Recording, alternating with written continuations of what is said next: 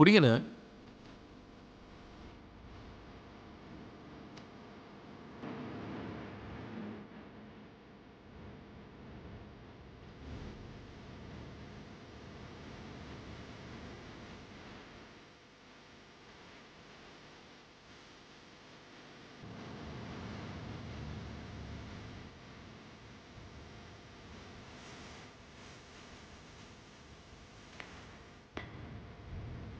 அண்ணே போலாமாண்ணே?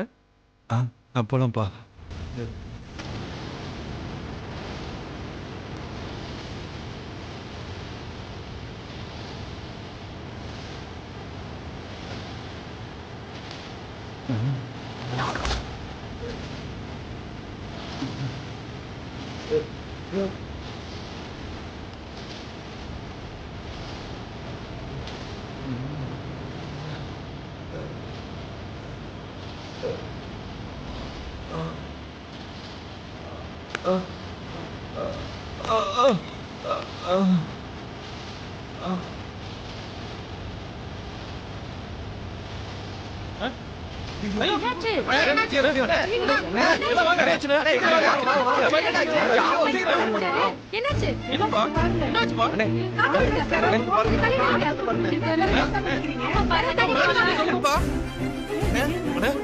எப்படி விழுந்தாரு?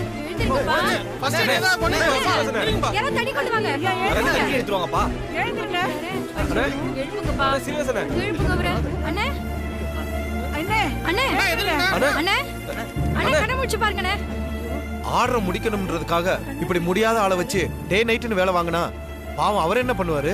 என்னப்பா இப்படி சொல்ற? பார்வதி ஒன்னும் கட்டாயப்படுத்தல.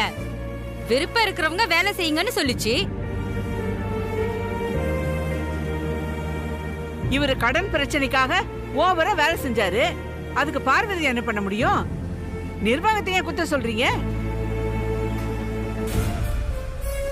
எல்லாரும் கொஞ்சம் தள்ளி நில்லுங்க. காத்து வரட்டும். ஆமாப்பா, தள்ளுங்க தள்ளுங்க, தள்ளி நில்லுங்க. தூக்குங்க அவரை. தூக்குங்கப்பா. பாத்து பாத்து. கால கால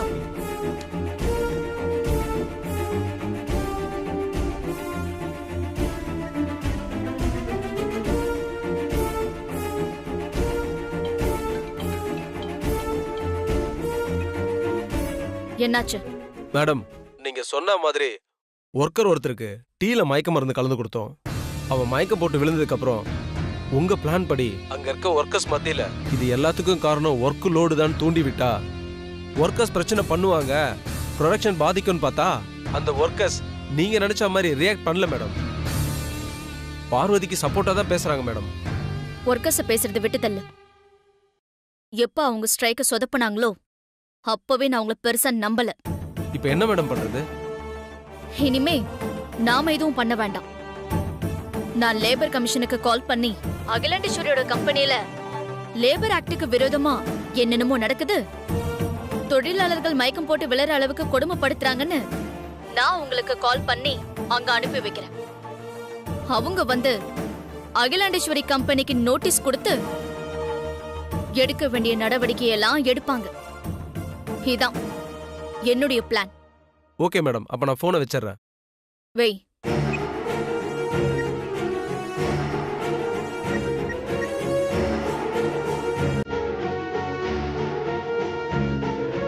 ஹலோ, லேபர் கமிஷன் ஆபீஸா?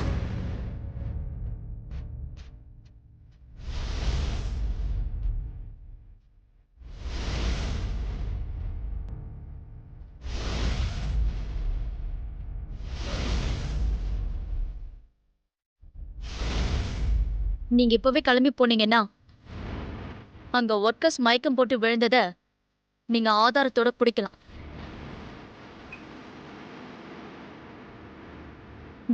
பார்வதி, நீ ஆர்டர் முடிக்க போறியா? இப்ப லேபர் கமிஷன் ஆபீஸ்ல இருந்து வந்து உன் கதையை முடிக்க போறாங்க.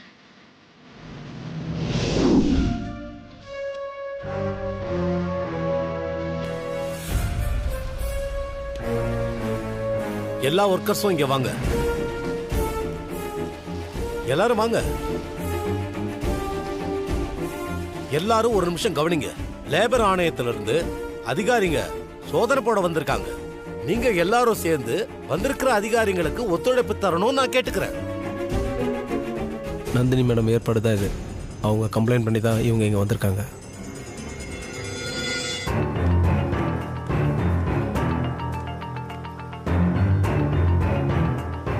லேபர் ஆக்டுக்கு எதிராக மேனேஜ்மெண்ட்ல இருந்து உங்ககிட்ட ஒர்க் வாங்குறதா எங்களுக்கு கம்ப்ளைண்ட் வந்திருக்கு.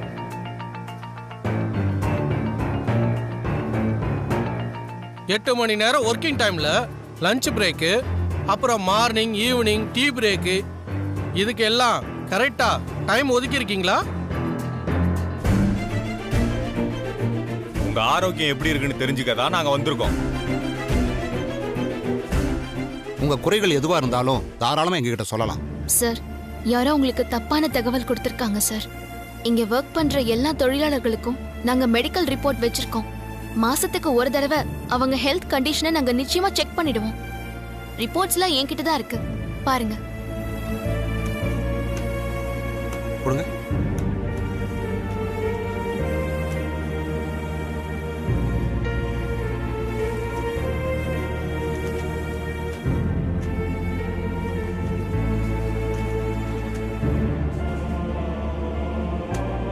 ரிப்போர்ட் எல்லாம் ஓகே மேடம். இதை வச்சு நாங்கள் ஒரு முடிவுக்கு வர முடியாது. திடீர்னு உடம்பு சரியில்லாம போகலாம். உடனே அவங்களுக்கு மெடிக்கல் லீவ் கொடுக்கணும். அப்படியெல்லாம் நீங்கள் லீவ் கொடுக்காம தொழிலாளிங்க மயக்கம் போட்டு விழுற அளவுக்கு நீங்கள் வேலை வாங்குறீங்களாமே? இப்படிங்க சார், இத்தனை பேர் வேலை பார்க்குற இடத்துல சில பேருக்கு தலைவலி, தலை சுத்தல், மயக்கம்லாம் வரலாம். நான் இல்லைன்னு சொல்லல. ஆனா அந்த மாதிரி நேரத்துல அவங்கள டெஸ்ட் பண்ணி முதலுதவி பண்றதுக்கு எங்க கம்பெனில எப்பவுமே ஒரு டாக்டர் இருப்பாரு சார். டாக்டர்களுக்குன்னு ஒரு கேபின் பக்காவா செட்டப்ல இருக்கு சார். வாங்க சார், வந்து பாருங்க. சார், நீங்க ஒர்க்கர்ஸ் என்கொயரி பண்ணுங்க. ஓகே சார், நான் வந்துடுறேன். வாங்க சார், வாங்க.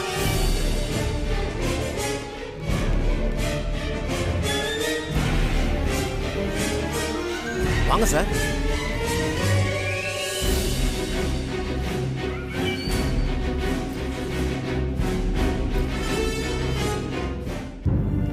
ஒன்னும் பயப்பட தேவையில்லை. நார்மல் டயட்டா கண்டினியூ பண்ணுங்க சார். வணக்கம். வணக்கம். பரவாயில்லையா?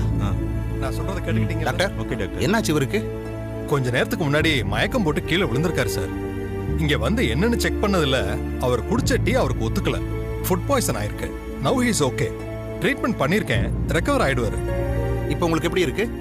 பரவாயில்ல சார். இப்போ சரி, உங்களை யாரும் கட்டாயப்படுத்தி வேலையெல்லாம் வாங்கல? அப்படிலாம் ஒண்ணும் இல்ல சார். இங்க வேலை செய்யற எல்லாருமே அவங்கவுங்க விருப்பப்படி தான் வேலை பார்க்கறோம். Okay, thank you sir. இட்ஸ் ஓகேமா. நான் கொடுத்த மெடிசின்ஸை கண்டினியூ பண்ணுங்க. என்ன சார், எல்லாம் ஓகேவா? எல்லாம் கரெக்டா இருக்கு சார்.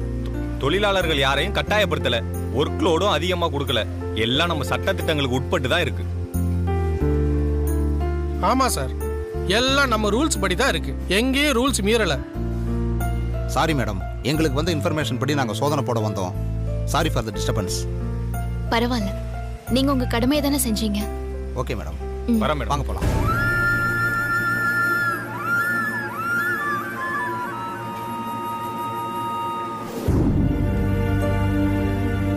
இந்த மாதிரி நேரத்துல கூட அப்பாவை என்னால பக்கத்துல இருந்து கவனிச்சுக்க முடியாம போயிடுச்சு.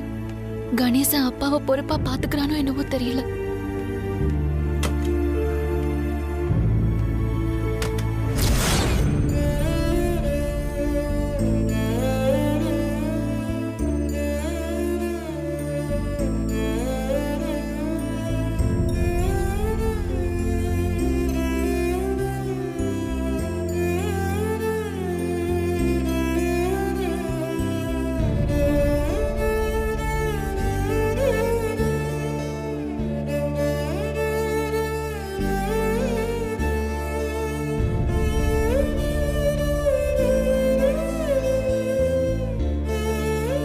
என்ன சுந்தரம், உன் மனசுல நீ என்ன நினைக்கிறேன்னு எனக்கு புரியுது.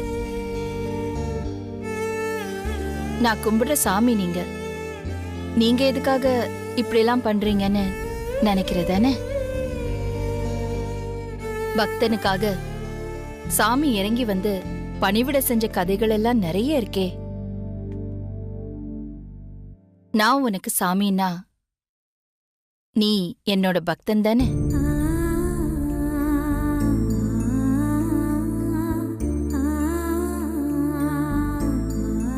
வா பார்வதி, எப்போ வந்த? ஆ, அது என்ன ஆபீஸ்ல ஒர்க் அதிகமா? ம், பாத்தியா சுந்தரம், இந்த மாதிரி நிலைமையில கூட உன்னை பக்கத்துல இருந்து பாத்துக்க உன் பொண்ணால முடியாம போச்சு.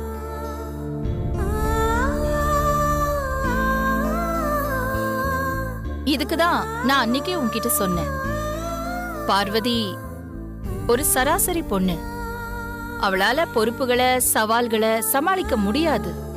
பொறுப்புகள் அதிகமாக அதிகமாக அவ திசை மாறி போறதுக்கு வாய்ப்பு இருக்குன்னு. அப்பா மேல இவ்ளோ உயிரா இருக்கிற ஒரு பொண்ணால அப்பா இந்த நிலைமையில இருக்கும்போது பக்கத்துல இருந்து உன்னை கவனிச்சிக்க கூட முடியாம அவ்ளோ பிஸி ஆயிட்டா. இதே அந்த பழைய பார்வதியா இருந்தா இப்படி நடந்திருப்பாளா? நீ சரியாயி எழுந்திருச்சு நடக்கிற வரைக்கும் இந்த ரூமை விட்டு வெளியில போயிருப்பாளா?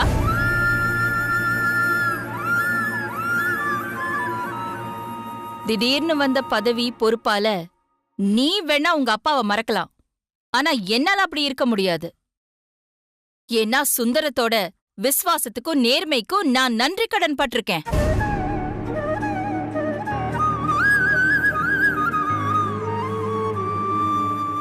சுந்தரம், உடம்ப பாத்துக்கோ. நான் அப்புறமா வந்து உன்னை பாக்குறேன். ம்,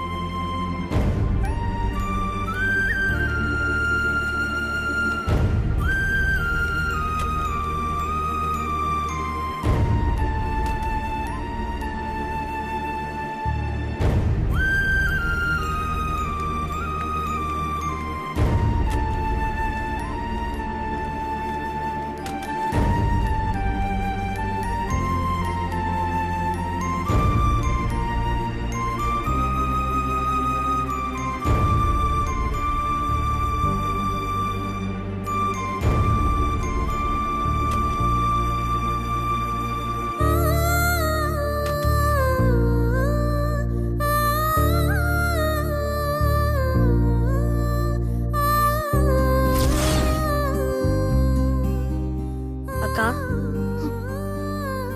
அம்மா பேசுனதை நினைச்சு ஃபீல் பண்றியாக்கா? அம்மா சொன்னது கரெக்ட் தான் கணேசா. இந்த மாதிரி நேரத்துல அப்பா கூட இருந்து என்னால கவனிச்சுக்க முடியலையே. இதெல்லாம் நினைச்சு நீ கவலைப்படாதக்கா.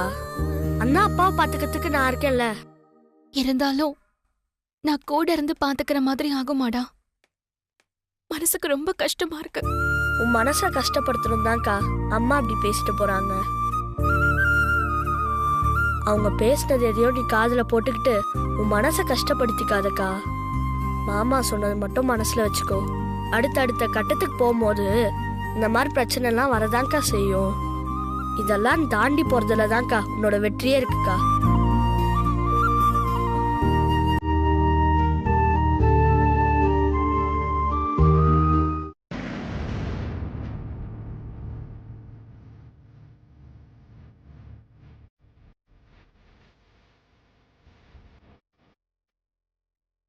அப்போ லேபர் கமிஷன் மூலமா ஒர்க்கை டிஸ்டர்ப் பண்ணலான்னு நான் போட்ட பிளான் ஒர்க் அவுட் ஆகல. ஆமாங்க மேடம். அந்த லேபருக்கு டீல மயக்க மருந்து கலந்து கொடுத்ததுக்கு பதிலா விஷத்தை கலந்து கொடுத்துருக்கணும். ஐயோ மேடம், இப்போவாவது ஃபுட் பாய்சன் ஆயிருக்குன்னு சொல்லி மேட்ரு சிம்பிளா முடிஞ்சு போச்சு. நாங்க தப்பிச்சோம். விஷத்தை கலந்து ஆளை க்ளோஸ் பண்ணியிருந்தா நாங்க கொலைகேசில மாட்டியிருந்திருப்போம். இப்போ எதுக்காக நீங்க இப்படி பதறீங்க?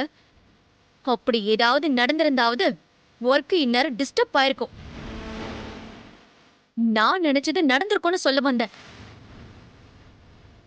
சரி, அத விடுங்க. நாளைக்கு தான் லாஸ்ட் டேட். வேலை எந்த ஸ்டேஜில் இருக்கு? பார்வதி சொன்ன மாதிரி ஆர்டர் முடிச்சிட முடியுமா?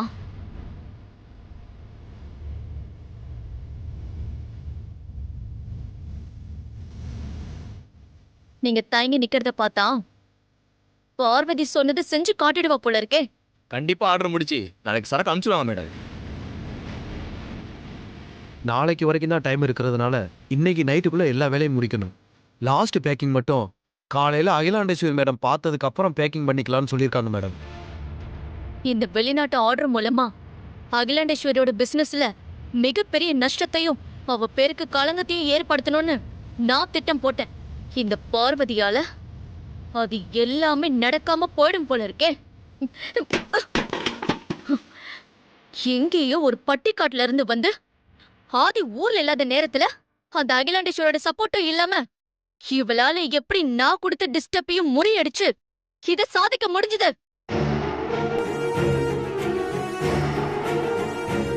விடமாட்டேன். பார்வதி நினைச்சத நான் நடக்க விட மாட்டேன். இந்த ஆர்டர்னால அகிலாண்டேஸ்வரிக்கு நல்ல பேர் கிடைக்க கூடாது. நான் சொல்ற மாதிரி செய்யுங்க. சொல்லுங்க மேடம், நாங்க என்ன செய்யணும்?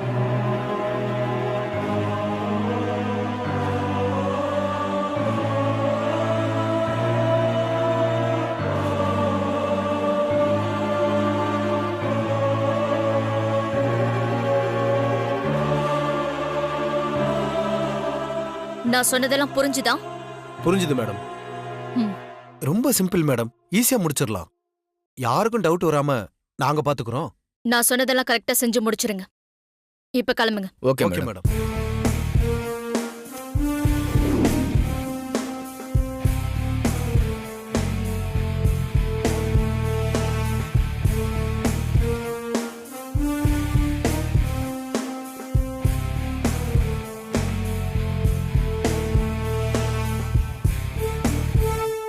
பார்வதி, ஒரு வாரமா நீ பட்ட கஷ்டம் எல்லாம் வீணா போக போகுது. நான் உன்னை ஜெயிக்க விட மாட்டேன்.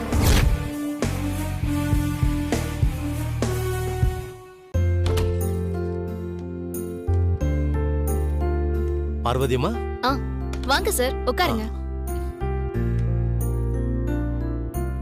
நீ சாதிச்சிட்டமா. உன் நம்பிக்கை வீண் போகல. என்ன சார் சொல்றீங்க? ரொம்ப சந்தோஷமா வேற இருக்கீங்க. என்ன விஷயம்? நாம எதிர்பார்த்ததை விட வேலை சீக்கிரமா முடிஞ்சிருச்சு. நீங்க சொன்ன மாதிரி சொன்ன டைம்ல ஆர்டரை கம்ப்ளீட் பண்ணி அனுப்பிடலாமா? பேக்கிங்லாம் முடிஞ்சிருச்சா சார்? போயிட்டு இருக்குமா, முடிஞ்சிரும்மா. ரொம்ப சந்தோஷம் சார். இத முதல்ல அம்மாக்கு தான் சொல்லணும்.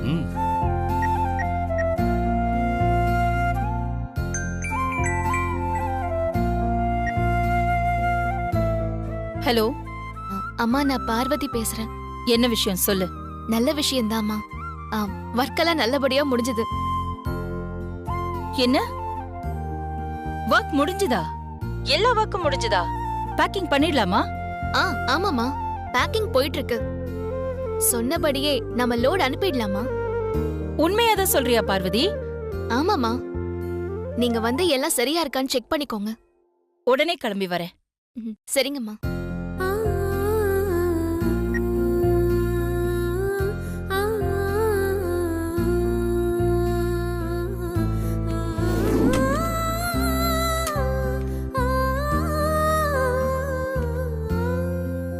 பார்வதி எங்க? பக்கத்துல ஐனிங் செக்ஷன் போயிருக்காங்கம்மா. நான் போய் கூட்டிட்டு வரட்டுங்களா? வேண்டாம், பரவாயில்ல, வேலை நடக்கட்டும். 70,000 பீஸ் கரெக்டா இருக்கா? நல்லா செக் பண்ணிட்டீங்களா? நல்லா செக் பண்ணியாச்சுமா, எல்லாம் கரெக்டா இருக்கு. ஏதாவது ஒரு பண்டில்ல இருக்கிற சின்ன ஒரு பீஸ்ல கூட கண்ணுக்கு தெரியாத அளவுக்கு டேமேஜ் இருந்தா இந்த மொத்த ஆர்டரும் ரிட்டர்ன் ஆயிடும். ரொம்ப கவனமா இருக்கணும். குவாலிட்டி மேனேஜர் எங்க? இன்வாய்ஸ் ரெடி பண்ணிக்கிட்டு இருக்காருமா. அவரை வர சொல்லுங்க. வரும்போது சாம்பிள் எடுத்துட்டு வர சொல்லுங்க. சரிங்கம்மா.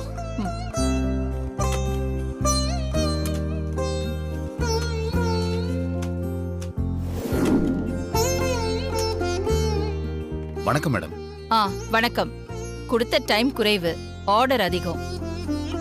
டெம்பரரி ஆளுங்களை வச்சு வேலை வாங்கிருக்கீங்க. குவாலிட்டி எல்லாம் நல்லா செக் பண்ணிட்டு தானே பேக்கிங் முடிச்சீங்க? பக்காவா செக் பண்ணிட்டேன் மேடம்.